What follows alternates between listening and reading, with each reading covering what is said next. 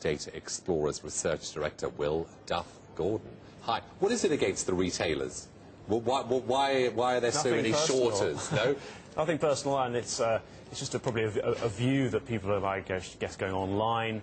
Amazon is a threat, people buying through the iTunes store, and it's been a situation that's been there for some time. I guess what's new is that people are starting to increase their short bets in something like M&S that typically doesn't get, like Tesco's and Sainsbury's or Morrison's, much of the attention of short sellers, because these grocers you still have to go out and buy your fresh stuff, not so susceptible to online shopping like, say, Home Retail or Dixon's or these kinds of players. Will those going short on M&S have to change their stance today? Because shares are rising, aren't they? Although it was a mixed statement, wasn't it? Well, it's the most shorted retailer in the FTSE 100, but there aren't as many retailers in the FTSE 100 as there are in the FTSE 250. It's more that there's been a 20% rise in short selling in M&S to 5%, placing it above the index average, but not anywhere near as high as the sort of 10–12% you're seeing for sort of Home Retail at Dixon's. But then, as you saw in the results, you know, the effect of cost cutting and lower input costs, these are the kinds of things that may be holding up their numbers. There's only so long that you can go on keeping your profits up by cutting costs. So people might be just relaxed to leave a short position on there for some time. Yeah.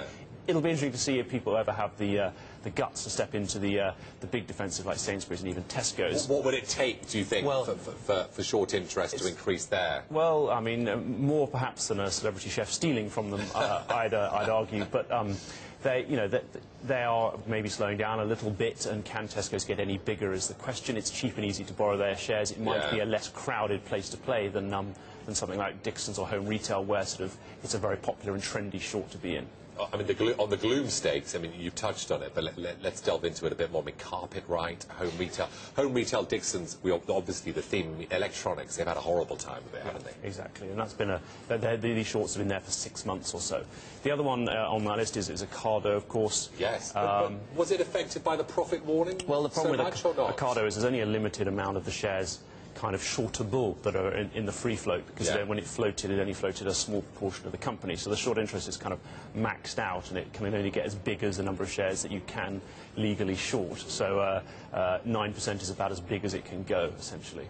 And Next, is it interesting on the back of M&S? Well, Next, it's up there. Next, extremely well-managed company, like most of them are. Short covering actually in Next. Short covering, yeah. Short covering. It's come down a lot. It was higher in that list. So short sellers thinking that actually now they need to get out of their shorts in Next.